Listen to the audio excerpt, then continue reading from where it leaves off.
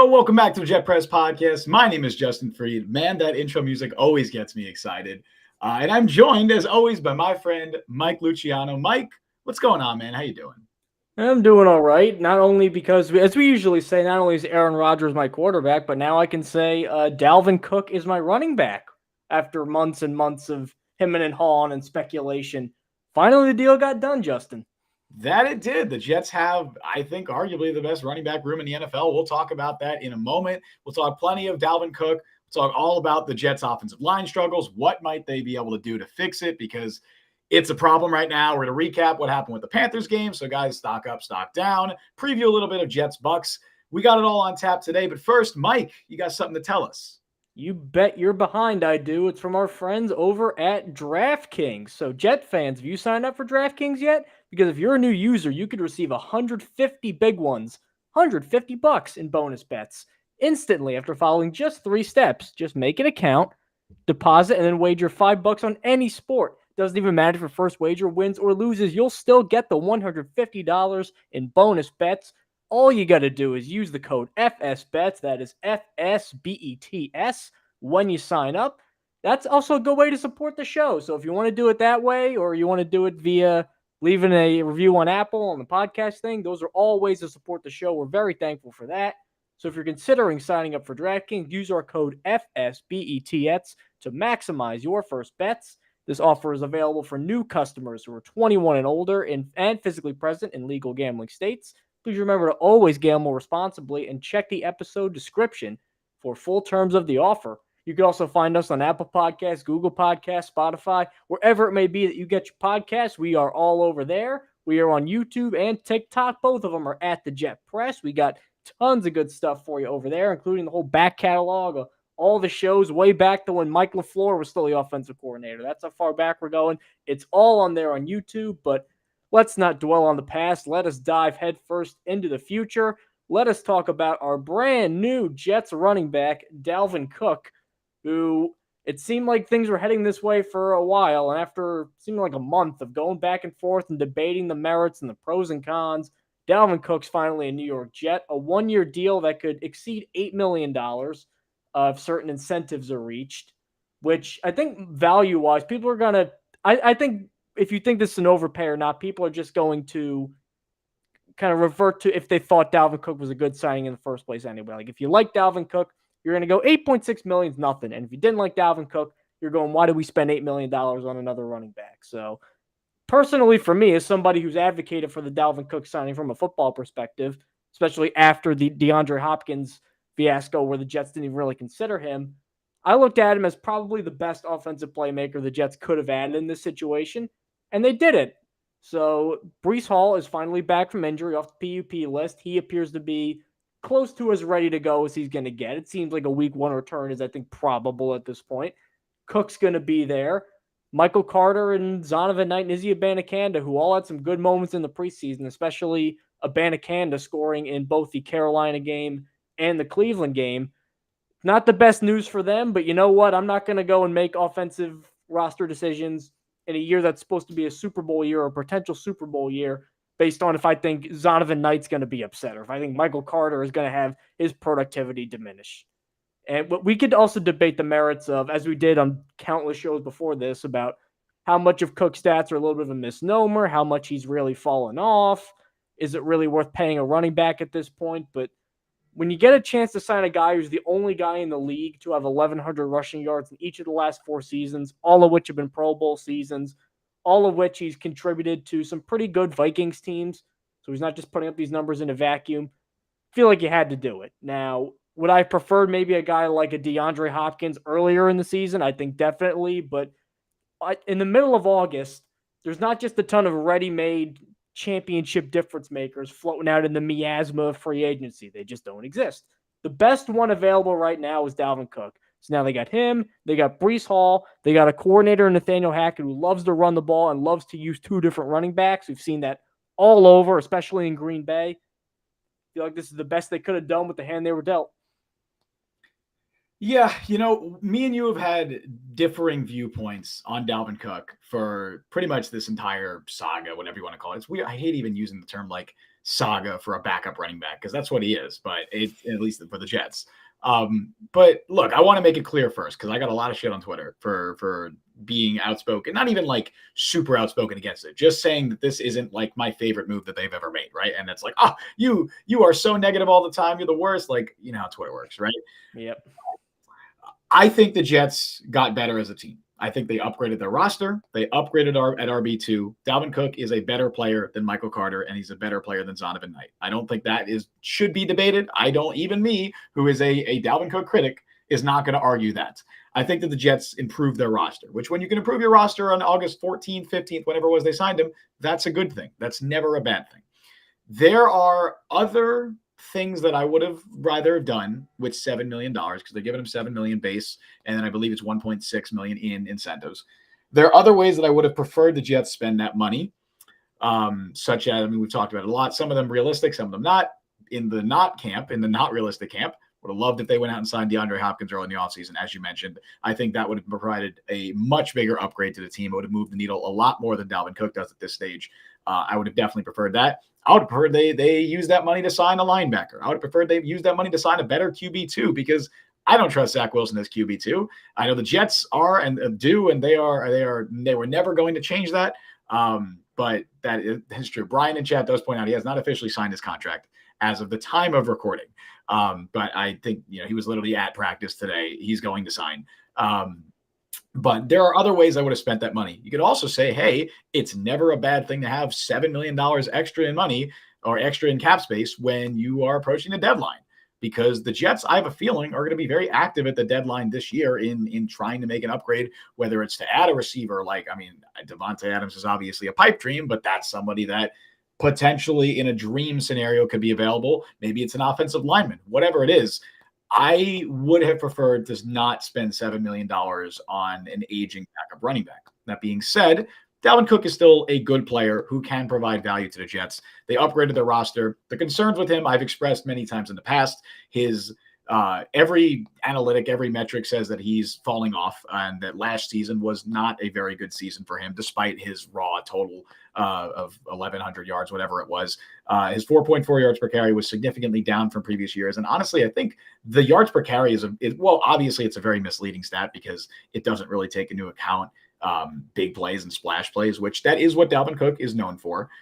He's definitely a home run hitter, which is a good thing. You want to have that in this offense, especially if Breece Hall is not 100% early in the year. He offers something that I don't think Michael Carter or Zonovan Knight can offer in that regard.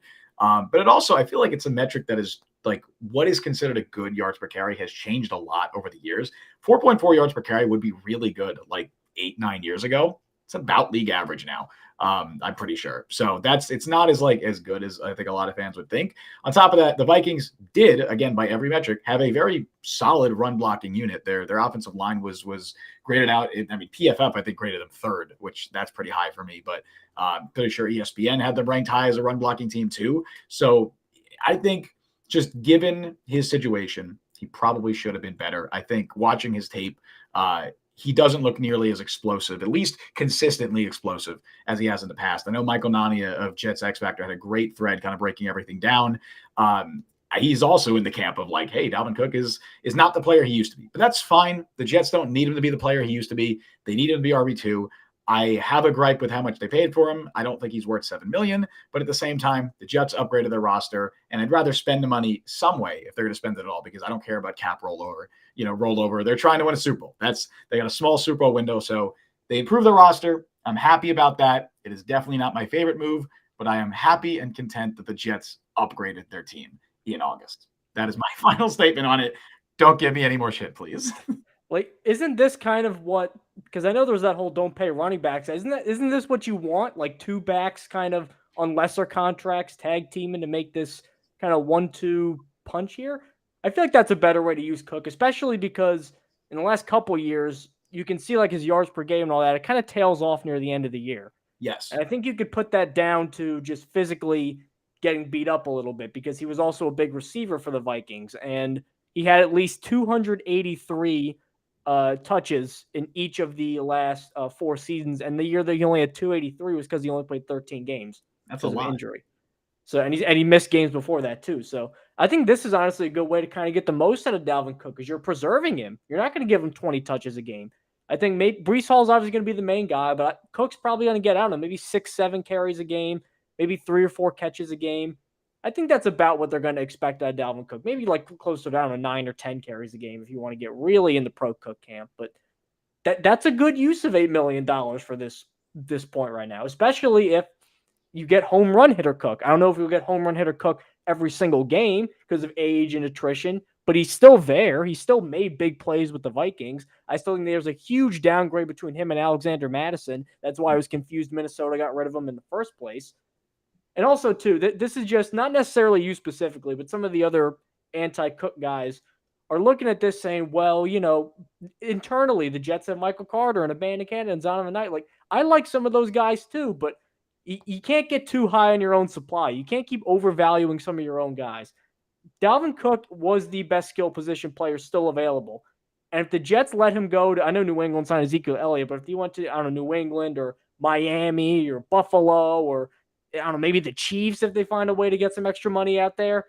And then the Jets' rationale is, well, we wanted to make sure that Zonovan Knight was a solid RB3 and we want to give Michael Carter another chance to prove himself. I mean, they would get laughed out of the room if that happened. Like, Zonovan Knight, too. I got to stop hearing about the Zonovan Knight thing. If you take away his longest run, he had 3.0 yards per carry last year. Like, let's pump the brakes on Zonovan Knight a little bit. Abanikanda I like, but again, the Jets have even pretty much said that they don't really think he's going to be day one getting running back snaps. I think probably Carter's ahead of him now, and Abanikanda is probably going to be a kick returner or something like that in his first year with the Jets. And then Michael Carter, nice guy. Do you think he's going to be as good as he was in his rookie year? Because last year he was terrible. Every metric shows he was terrible. Like, that's a big gamble to put on your guys. Dalvin Cook is a way to safeguard against that. And you know what? Brees Hall is going to be the workhorse. I like Brees Hall too. I played 5 games. We didn't even know if Brees Hall is going to be particularly good. We got 5 games of him. Any running back could be really good for 5 games. You needed one more piece. Mm-hmm. And I know that Cook is not a perfect player, but for what the Jets could have had, like on that market, because there's really nobody else out there even really close to Cook if they wanted to add a running back, this is the best they could have done. I want to get to a comment here from Brian in chat. He says, what does Cook add to the roster that wasn't already there? And this is okay. So this is going to be me and a generally anti-Cook person. I'm going to answer this question because I do think he provides something that the Jets didn't have. One, I do think he's an upgrade just overall as a player over Michael Carter and Zonovan Knight. I think he's a better player. He's a better RB2. He gives them a reliable veteran that they can rely on early in the season. I'm glad you brought up the point earlier that I know Michael Nani has been way on this train as well. Dalvin Cook is a lot more productive and efficient early in seasons. And that's really when the Jets are going to need Dalvin Cook to be at his best. And especially when Brees Hall is not at his, he's not 100%. If they don't think he's going to be fully ready for an entire workload early in the season, you want someone that can match his explosiveness. Michael Carter, even though he looked good in that first preseason game, or the second one, I should say, the first one he played, he doesn't give you that. Even if it's Michael Carter from his rookie season, that's not his game. He's not going to give you that explosiveness, at least not on par with Brees Hall and even what Dalvin Cook can do at this stage. And Zonovan Knight isn't going to do that either. Izzy Abanikanda can, but Abanikanda can is very funny. I say that 5 times fast. Abanikanda can. That's so. Now say Irish wristwatch 5 times fast. But he can do that. I kind of view Abanikanda in a similar way of a poor man's Dalvin Cook right now with a little less power. I think he's got the explosiveness, but the consistency is just not there from him. He's also, I believe, had some fumble and drop issues in practice. I don't think the Jets trust him to play a prominent role early on, which is fine. I definitely don't think there's a very good chance he's a healthy scratch unless he's playing special teams, which whatever, 5th round pick. It's not the worst thing in the world.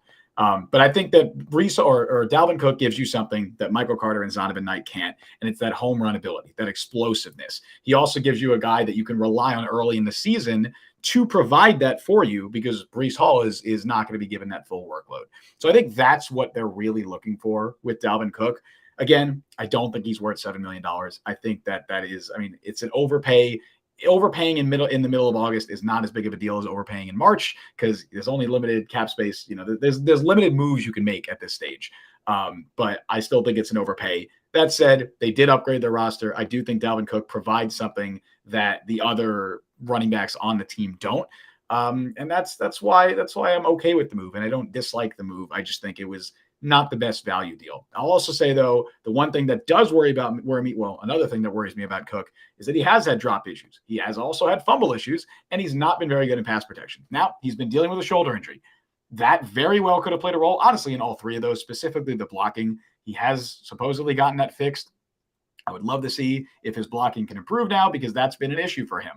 And I don't really trust any of the running backs on the Jets roster in pass protection at this stage, which, given the state of the offensive line, which we'll get into, I'm sure, in a moment, that's not good. So I would, if Dalvin Cook can actually provide value as a pass catcher and as a pass blocker, I think this is an even better signing. I think I will be even more on board with him. But right now, I see him kind of just as he's the fill-in for Breece Hall's explosiveness in the meantime. I don't think he's going to be super consistent, but he still has that home run ability. At least he did last year. So I think that's what he provides.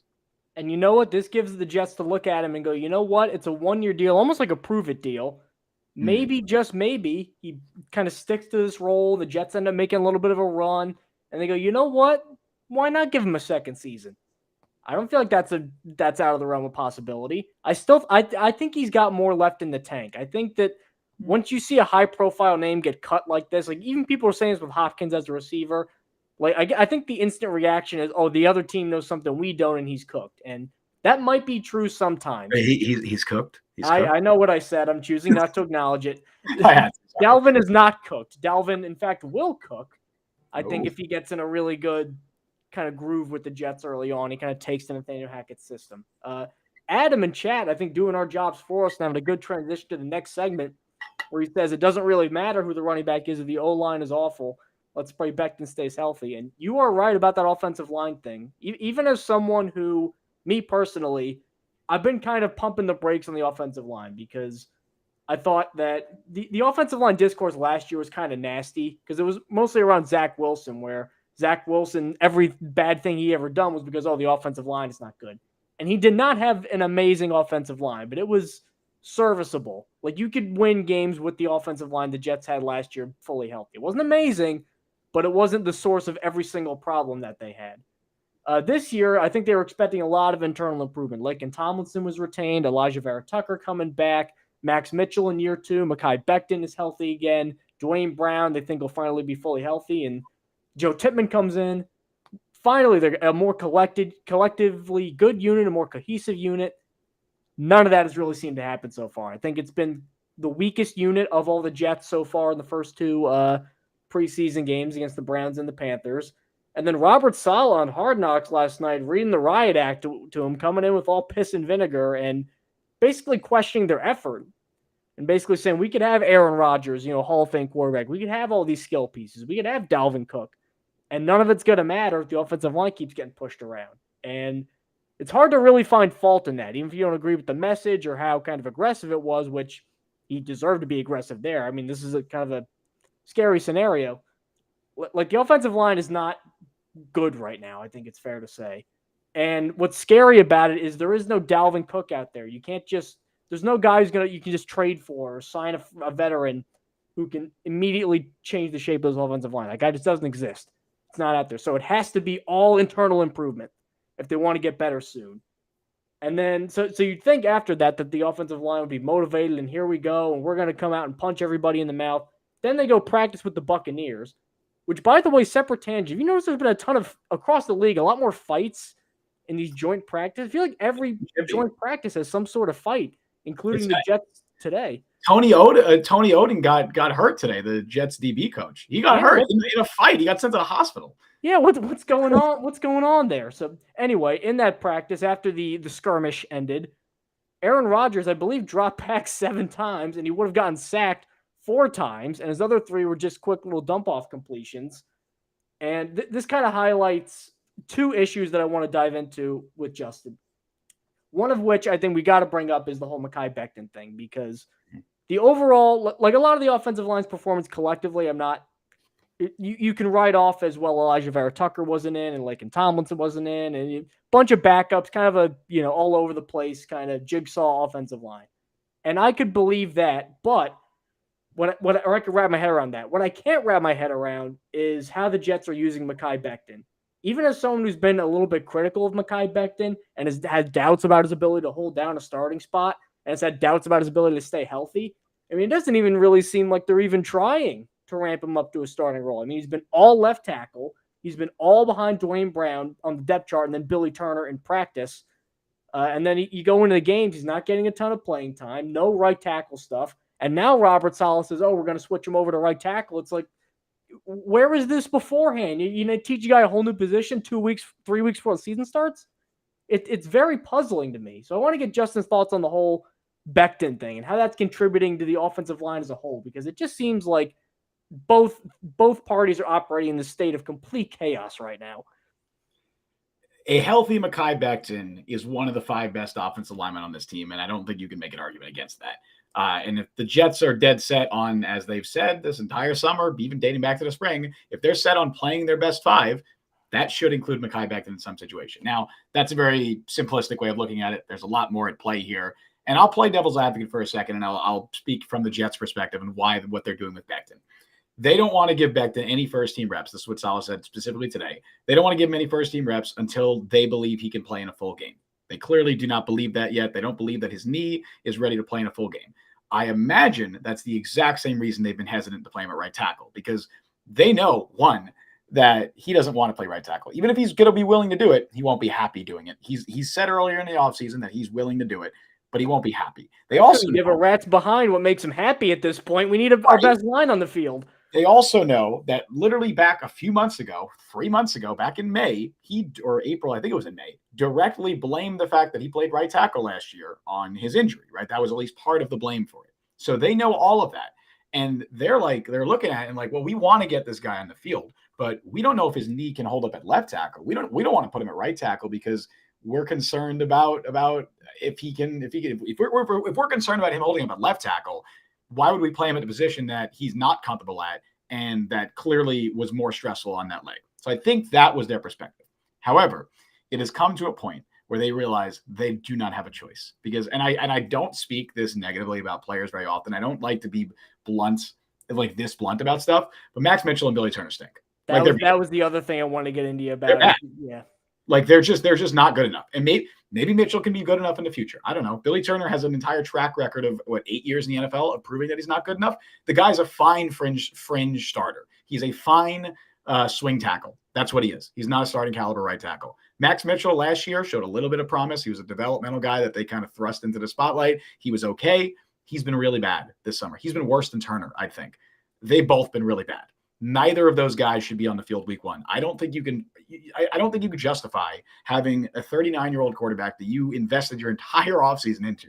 This is the guy you're building your team around. You cannot justify throwing Max Mitchell or Billy Turner at right tackle come week 1. You can't do it at this stage. Well, then here's the problem I have with that is the way they're handling the Becton thing. Either one of two things is happening. Either they were completely surprised that Becton was not physically able to ramp things up, which is concerning in and of itself, because that means they really have no idea what Mekhi Becton is going to provide, and you're just completely guessing. So that's option 1, which is a bad look. Option 2, they knew this and still decided that Max Mitchell and Billy Turner would be a solid tag team duo for the tackle spot. And they've completely misjudged the market on both.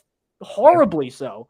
Mitchell's more surprising because I actually kind of liked what he did. I know he had that whole medical scare with the whole blood clot thing. I mean, good that he's past that. But like Turner, I knew was he's just an NPC. Like Billy Turner is a complete NPC who has no bearing on winning football. He's just a guy. Like the Mitchell thing, I don't know if they thought that like he was really going to take a step forward or what. I mean, he just looks horrendous right now. And I put some of the blame for that on the Jets because it doesn't seem like they're really developing him. I know part of that too is he may not just have the talent, but also like I saw something last year and they just did not expand on that at all. Yeah, I think it's a case of the latter. I think that they believe that the duo of of Max Mitchell and Billy Turner would be serviceable at right tackle, and they're not. I believe that's what they believe. They saw Billy Turner, who started 60 games in his career. He started a lot. He has started a lot with Green Bay. He started with Denver last year. And a huge contract. Well, it wasn't with Green Bay. With Green Bay originally, with Green Bay, I was going to be like a game changer. Yeah, he has a lot of starting experience, and more importantly, he has a lot of experience with Nathaniel Hackett. Nobody in the NFL has spent more time with Nathaniel Hackett over the last 4 years than Billy Turner. He followed him from Green Bay to Denver. Now he's followed him to the Jets. No other player in the NFL has done that.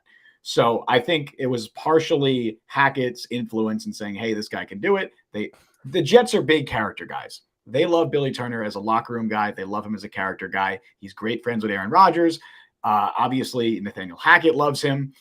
Let's go swing kumbaya after Aaron Rodgers gets sacked 6 times. I think that is a big reason why they brought him in. And they believed and hoped that Max Mitchell could potentially take a step. So I don't think they ever expected Mekhi Becton to play right tackle. We did at a certain point early in the offseason. I know that was my assumption, was that, okay, it's going to be Dwayne Brown and Mekhi Becton. That was or at least the hopeful assumption. At least Mekhi Becton being in the mix. Right now, he's not a legit threat to start. I know they're going to give him snaps at right tackle, hopefully starting tomorrow. I'm very glad they're doing that because clearly it's time. But I don't think the Jets see him as a legit threat to start at this time. That could very easily change in 2 weeks. Joe Tippmann was not a legit threat to start 2 weeks ago. Now the dude might start week 1. I don't even know if he's going to start at center. He might start a guard for all I know. But with that, you can't have Max Mitchell out there. You can't have Billy Turner out there. They're not good enough. Another guy you can't have out there is Wes Schweitzer. I don't want to see him starting week 1. Those 3 guys are not good enough. I want to see him on the 53. Forget starting week 1. I mean, he's fine. Backup linemen suck in general. And then no offense. I hate saying players suck. They're infinitely better than me. But they're just around the NFL, the caliber of backup offensive lineman is not very good. Wes Schweitzer is a fine backup offensive lineman. He is a Dan Feeney. He is a guy who could play center and a guard. He's not going to do it very well, but he can do it and is okay to start in a pinch. That's all he is. Billy Turner is a fringe swing tackle. Max Mitchell is somebody you want to develop into a potential starting right tackle in the future. He's not there. That's what they have. Those guys can't start, which brings me to what I want. And I said this on Twitter. We talked about it briefly before the show. What I think and what I want the Jets offensive line to look like week 1. This is realistic. This is a realistic scenario. I would say Dwayne Brown, left tackle. He's healthy. Right. That's it. He's healthy. You play him a left tackle. Laken Tomlinson, obviously left guard. Connor McGovern at center. The Jets want a veteran under center. McGovern is not bad. He is underrated by Jets fans. He's not the best center in the world, but he's a fine starter. Right guard, I'm playing Joe Tippmann, and I'm moving right tackle. I'm moving Elijah Vera Tucker to right tackle. That's what I think the best starting 5 the Jets can have right now is. Obviously, Becton is a wild card. I would love for him to come out and kick ass at right tackle. I have zero clue how well he's going to play at right tackle because we've really never seen him there. And I also don't know how well his knee is going to hold up, if he can even play a game right now. So I cannot realistically put him in the conversation to start at right tackle. The Jets don't want to move Vera Tucker to right tackle. But the fact that Saleh was asked about it last week and they didn't deny that it's a possibility makes me think it's going to happen sooner or later because they see Max Mitchell and Billy Turner getting abused every single practice. It's bad. It's a problem. Those guys can't start. The only solution that I can see, unless you want to go out and sign someone like Dalton Reisner, who's fine, he's a starting caliber guard. You probably still have to move Vera Tucker to right tackle, but at least you can get him in there if you don't want to start Tippmann. Or if they can somehow make a move for a David Bakhtiari, which that I don't think that happens. Also, that would present another issue because who plays right tackle? But I think realistically with what we have, that is your best case starting 5. Mike, what do you think about that? I mean, I'm just looking at the free agent tackles out there. There's really barely anybody. A Jawan James who's been hurt a bunch. Marcus Cannon, who pretty much should retire. I mean, does that inspire any confidence in you? Oh, no. Here we go. Eric Fisher, who I think is retired but is still listed as active. Yeah, Taylor Lewan, another guy who's, I believe, also retired. Pretty much, yeah. Jason Peters, who's 76 years old. That won't help. His jersey number is not as high as his age. Exactly. That might be what they have to do. And I know they don't want to move Vera Tucker around, but I mean, he's kind of becoming almost like a Bruce Matthews kind of guy. Now, he's not going to be as good as Bruce Matthews. I don't want to hear anything. He's not that. I know. I'm making a point here. The versatility. He could play guard. He could play tackle. He could play either tackle spot because he flipped around at USC. I think that was part of his appeal when they drafted him, was that he could slot in at so many different spots. Yep. So, I mean, now this is what you got to use it for. And I don't think in a year, again, you got to keep reemphasizing, they should be competing for a Super Bowl this year. They're not going to do anything that could jeopardize or impact their prospects in a negative way because they go, well, I don't know if developmentally Elijah Vera Tucker might be more of a guard 2 years down the road. They can't think like that. If they are thinking like that, they shouldn't.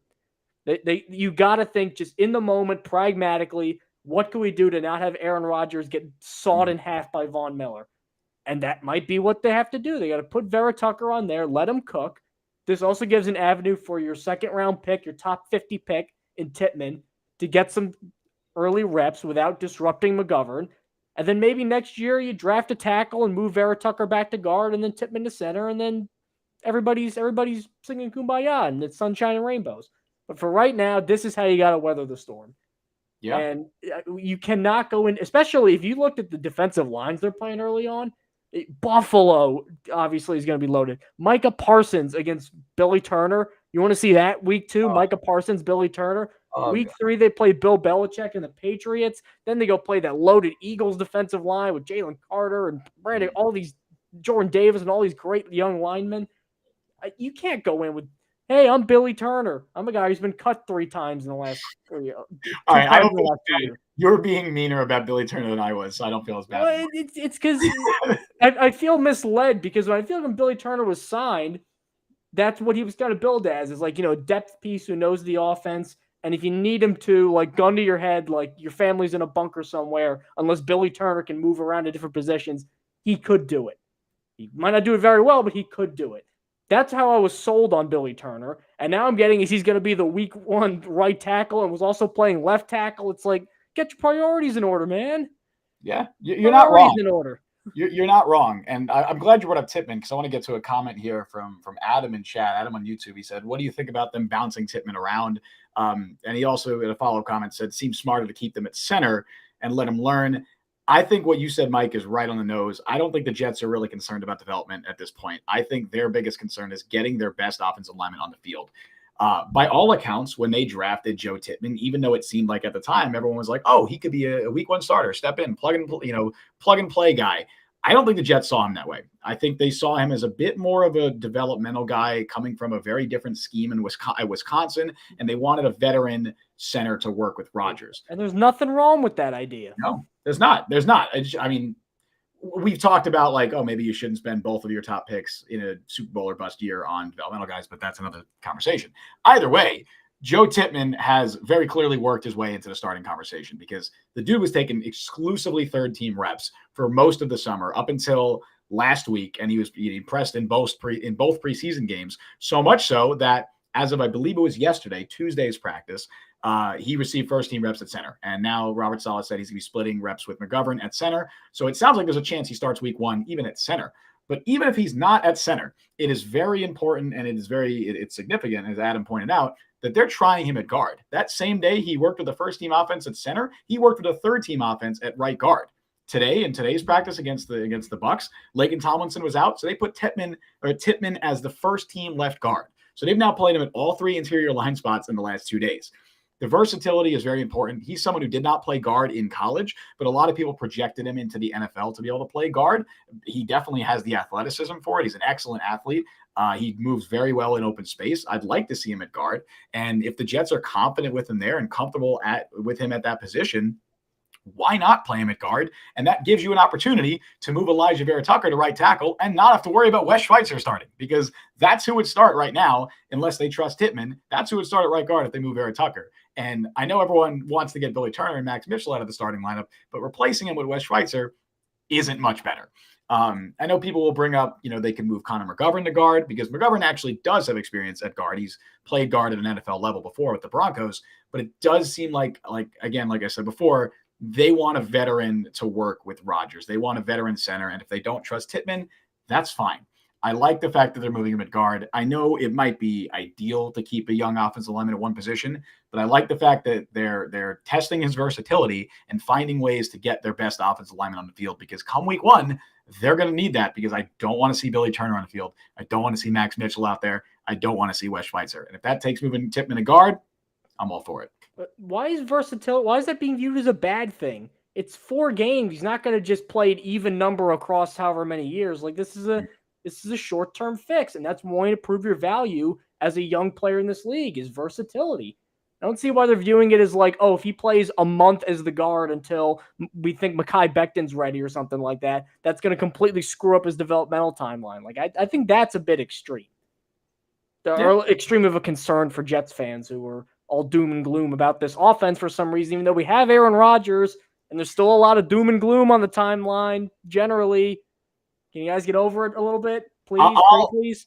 I think we can wrap it up on. I'm going to wrap it up on a positive note. I'm going to say it is August 16th. The Jets still have 26 days, I believe, to figure this out. They have 26 days to figure it out. Today's practice was rough, but they were down probably their 3 best offensive linemen. No unit in the NFL is going to do well in a practice. Like no offensive line unit is going to do well in a summer practice down their top 3 offensive linemen. Not to mention that the other guys in the unit have just been flip-flopping and getting thrown at different positions all summer. Tippmann was playing guard. He hasn't played guard most of the summer. Obviously, you had McGovern out there. You had Schweitzer out there, who, again, you don't want him starting. You have, I would say, 3 of the 5 offensive linemen out there today I don't want anywhere near a field come week 1, and that's Turner, Mitchell, and Schweitzer. So I think the panic button isn't like you don't need to press the panic button yet. There's reason to be concerned. I'm concerned. I'm a little worried, obviously, given what we just talked about, but I wouldn't press the panic button yet. I want to see Dwayne Brown out there. I want to see the offensive line fully healthy, and if they still suck, then I'll be a little concerned. I'll leave it at that. As we transition, let's do a little bit of both looking back and looking forward because the Jets just finished a preseason game in dominant fashion, about as dominant as you could hope for in the preseason. A 27-0 demolition of Bryce Young and the Carolina Panthers in Young's first extended action. And then obviously they're going to go take on the Tampa Bay Buccaneers next week, or this week rather. So when I looked at that game, because I was excited to see Bryce Young too, just selfishly about what he could do, I almost couldn't evaluate Bryce Young because the guy was running for his life back there because this defensive line, I mean, I don't want to hype it up too much. I mean, there are some DOG dogs on this defensive line. I also felt like just looking at Twitter, this may have been the game that kind of clued everybody nationally into what the Jets sort of have in this unit. And obviously they were playing some backups. It's a rookie quarterback in his first action. Maybe the calls weren't perfect. Maybe he was holding on to the ball. There was some of that. But Carolina early on, too, played a lot of their starters for a couple series. Ike Mekwonu looked like a guy who had never played football before. And that was a guy some of you wanted over Sauce Gardner. And Will McDonald and Jermaine Johnson both had their way with him. Bryce Huff was playing really well. Quentin Jefferson got a sack against a good line playing a lot of their stars. I think Bradley Bozeman played there. Taylor Moton played some. Like, the Panthers were trying, and they got their butts kicked by the Jets' defensive line, which is 7-8 deep right now, and they are all coming really hard. So I know that this is not necessarily going to translate to regular season success just because they played well in a preseason game against Carolina. But, man, that is about as good as a performance you could hope for because, especially from Will McDonald, too. I'm going to keep harping on him because I saw how many of you guys out there did not like that pick, and what do you know? If you take his snaps and his pressure rate, it comes out to about 24%, which would have topped Bryce Huff and led the league if you extrapolate that out to a full season. That spin move, I mean, he looks like Dwight Freeney out there with that spin move. He's just spinning by guys. He's showing pursuit. Jermaine Johnson, too, looking a lot leaner, a lot stronger, a lot more confident as a pass rusher. This defensive line is going to be tons of fun if they keep this up. I'll raise you because I've also seen people say the Jets are 7-8 deep. They are 10 deep at defensive linemen. There are going to be 10 defensive linemen on this roster, and all 10 of them are damn good players. That's including like Solomon Thomas in that because the Jets they just bleed really good defensive linemen. It's funny that the number 3 overall pick is like the worst guy in a 10-man line. I know, and they are. And he absolutely smoked Bryce Young in the preseason game, in that game. I mean, the Jets, they picked Bruce Hector up off the street 3 days before that game or whatever. And he finished as, I mean, take PFF grades for what they're worth, but he finished the highest grading player in the game on either team. He was dominant. He had that strip sack and recovery. Like they're so deep at defensive line, which we knew that. We already knew that going into that game. That didn't but not really this deep and this skilled. Yeah, I mean, because you're right. The Panthers, they started the majority of their starting offensive line. Ike Ekwonu, who is a good player, a good young player, looked completely lost. I'm pretty sure, again, take PFF grades for what they're worth. He had I think it was a 10.8 pass block grade. Okay, that's harsh. Like what? Did he get a -30 on one play or something? It's one of the worst grades I've ever seen for an offensive lineman. I didn't know he could go that low. Yeah, I mean, it was. I don't know if I've ever seen below a 10 for any grade, but it was bad. Like Cam Irving is bad. Cam Irving is their Billy Turner. Cam Irving got knocked backwards on a spin move. Yep. Jermaine Johnson did a spin move and a bull rush at the same time. That was nuts. But yeah, this defensive line is so deep. We already knew it. I don't even know if it's stock up because like they already are, like their stock was already so high. But now, like you said, I think national recognition, I think people are finally clued in on just how deep this Jets defensive line is. Real quick before you go to change the topic from the defensive line, one thing I wanted that I kind of crystallized is, certain coaches just know certain positions or don't know certain positions. Yeah. Like, Bill Belichick can't draft wide receivers. Yeah. Like Robert Saleh and Joe they know for sure how to scout defensive line, what good defensive line play looks like, what good pass rush play looks like, what guys have traits that are going to project well to the NFL. Like they have got that locked down. And I think right now they're going to keep adding to that. I think eventually, I think they're going to obviously bring in probably another defensive lineman next year. Like for a while, any defensive line guy they bring in, I'm just going to go defer to these guys at this point because they have shown they know what the hell they're doing in that particular area.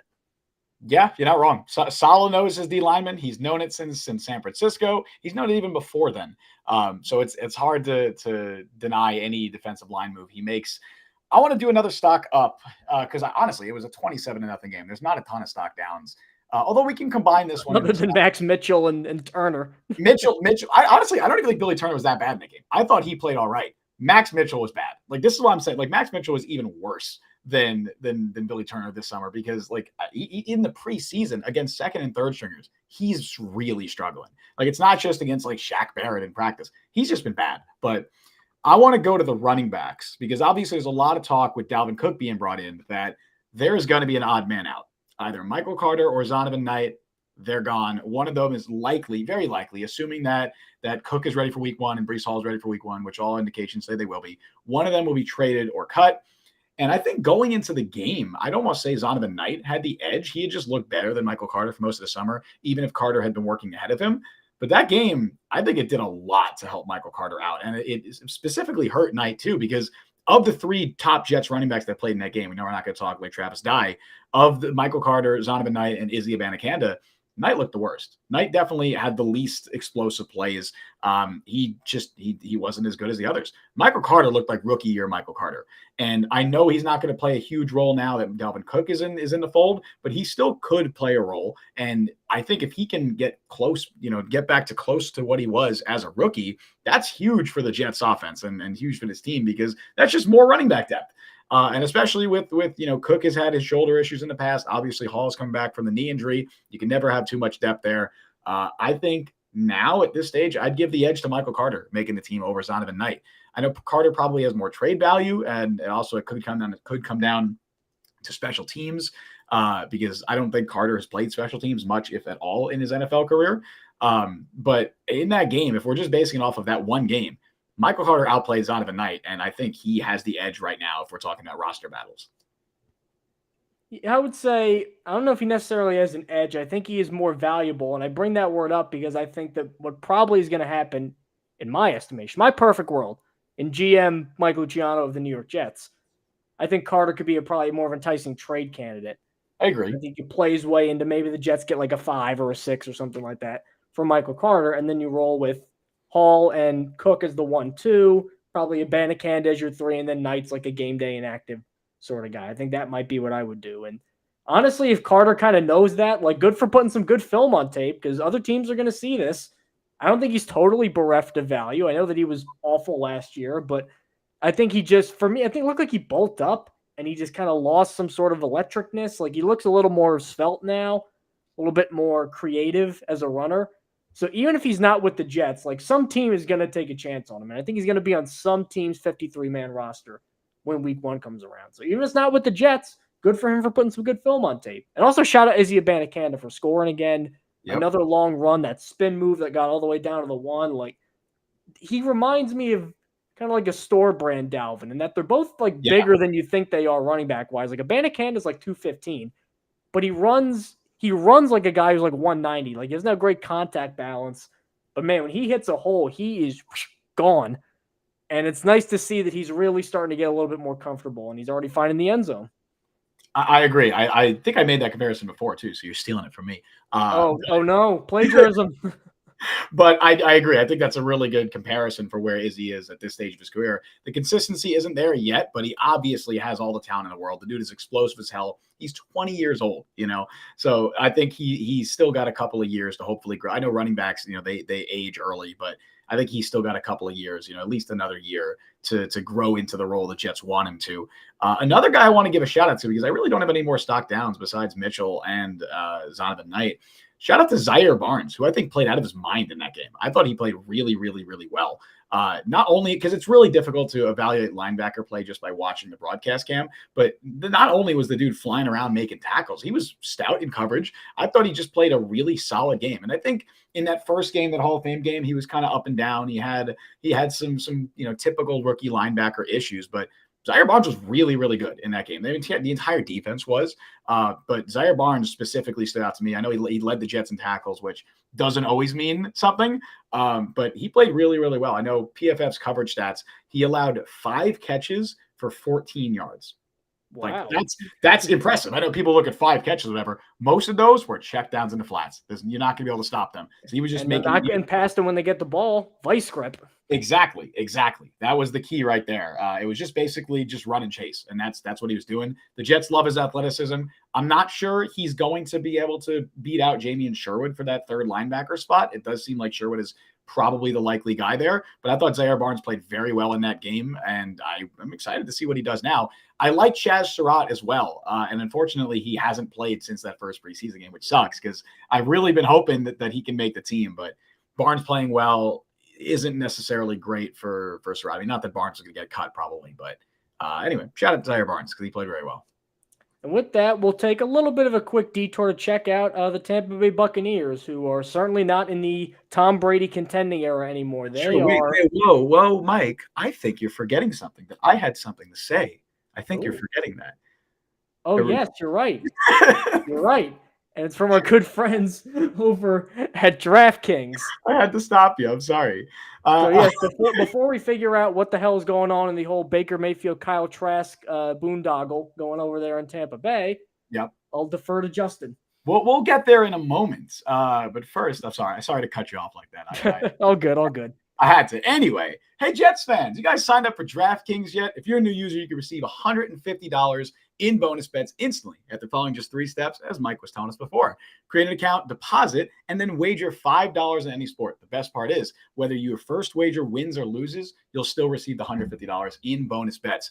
All you have to do is use the code FSBETS, that's FSBETS, when you sign up. Using our code FSBETS not only gets you the bonus, but it also helps support the podcast. So if you guys want to help us out, it is much appreciated. If you're considering signing up for DraftKings, definitely use our code FSBETS. If you're watching on YouTube, it should be on the screen. That is FSBETS to maximize your first bets. This offer is available for new customers who are 21 and older and physically present in legal gambling states. Please remember to always gamble responsibly. Check the episode description for the full terms of the offer. I'm going to get that last part down, and I'm going to be able to blaze really quickly through it in the future. But anyway, go back to what you were saying. Sorry. Now we can finally resume the Kyle Trask, Baker Mayfield boondoggle discussion. That's one of my top 5 favorite words.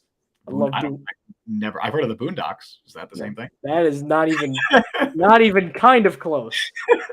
A boondoggle is like a project that takes a long time and doesn't really produce any effort or any value. So that's what's going on in Tampa Bay as they try to figure out, because it's weird because Tampa's they haven't said they're tanking, but then their quarterback battle is Baker Mayfield and Kyle Trask, but they're in a weak division, but they might want Caleb Williams or Drake May. Todd Bowles is still there. Really hard to get a read on them. But either way, they're going to end up taking on the Jets. And you know what? They've done a pretty good job of asserting themselves against the Jets because they practiced pretty well. And they overwhelmed the offense a little bit. So don't take them lightly, especially in the preseason. If there's one guy I want to watch in this game, it's going to be Zach Wilson, because I've had a hard time kind of figuring out what to make of Zach Wilson. He didn't really throw as much as I would have liked to see in the Hall of Fame game. I mean, he had that nice deep throw to Malik Taylor, but we've seen Zach Wilson do that before.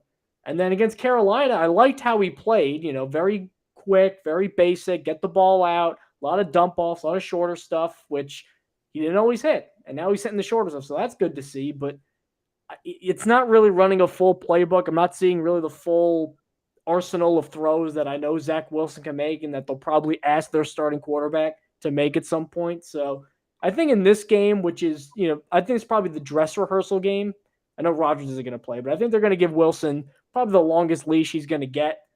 I want to see them just open up the playbook a little bit. Let him rip it. Let him see what he's comfortable with. Really test him, because I want to see how far he's gotten. Because, I mean, anybody can drop back, take a look at the check down, and throw that. That's simple stuff. I mean, it's good that he's doing that now after not being able to do it last year for points, but it's an easy task for an NFL quarterback. And I think that if he could just show against Tampa Bay that the arm is still there, the playmaking, which can be frustrating, but I mean, we've seen him make good plays out of structure before. It's happened in the past. It's not an aberration. If that's still there, I'd be a little more encouraged about Wilson as my backup quarterback. Yeah, I think Wilson overall looked good in the second preseason game against the Panthers. I think he looked pretty confident out there. I mean, there's not much to take away from the Hall of Fame game, as you mentioned, because I think he threw 4 passes or whatever it was. Like 3 of 6 or something. Like I think it was 2 of 4, and then one of them was the deep pass to Malik Taylor, and then I know one of the incompletions was like kind of airmailed a pass, or maybe he threw it away, whatever. But either way, I thought he looked good in the Panthers game. I thought he took what the defense was giving him, and that's really all you can ask right now. I just want him to be a capable QB2. That's all I want him to be. He doesn't need to be Zach Wilson franchise QB. No one is asking for that. I want him to be a capable player. Fair to look at that. I'm going to be looking at the offensive line. Like that's what I'm going to be looking at. I have no idea who's going to be playing. I don't know if Tomlinson's going to play. I don't know if Eric Tucker's going to play. I don't think Dwayne Brown is playing. But whoever is out there, whether it's Connor McGovern, Joe Tippmann, Mekhi Becton, I want to see Mekhi Becton at right tackle. I definitely want to see that in a game. I want to see him play most of the game. Yes, I want to see him, whether it's at left tackle, right tackle. I want to see him play the majority of that game because that's what the Jets want to see. The Jets need to see that progress from him. They already said today that they don't want him. They didn't want to give him first team reps until he proves he can play in a full game. So here's your opportunity this Saturday against the Bucs to prove that. Again, I really just want to see the offensive line. It's fun. I was looking at the depth chart, and there is, I always look for like former Jets that the Jets might be playing. There is one guy that I've noted who is very likely going to play in this game. Do you know who that is? There's a former Jet. Tampa? On Tampa. We're going to do like a guess the Jet thing here. I didn't know he was with them, actually. I want to see defense? No, it's offense. But offense. I don't think you know he's with them, because I didn't know he was with them. Is it a tight end? He was with the Rams last year. The Rams last year. He's never played a game for the Jets. I'm just going to tell you. Okay, then how does that count?